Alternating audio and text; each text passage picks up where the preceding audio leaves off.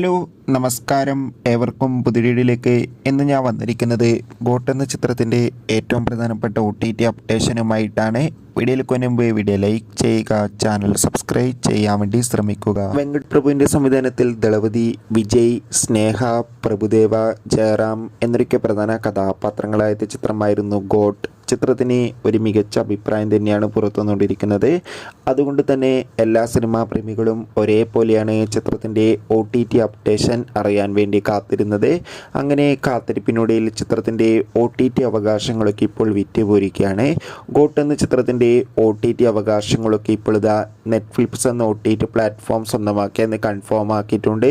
ചിത്രം തിയേറ്ററുകളിൽ റിലീസ് ചെയ്ത് 42 ദിവസം കഴിഞ്ഞ് OTT റിലീസ് ചെയ്യുമെന്നാണ് അറിയാൻ വേണ്ടി സാധിച്ചിട്ടുള്ളത്. കാത്തിരിക്കാം നമുക്ക് ഗോട്ട് എന്ന ചിത്രത്തിൻ്റെ കൂടുതൽ അപ്ഡേഷൻ അറിയാൻ വേണ്ടി. ചിത്രം കണ്ടവരുടെ അഭിപ്രായം തീർച്ചയായും കമൻറ്റ് ബോക്സിൽ രേഖപ്പെടുത്തുക. Bye bye.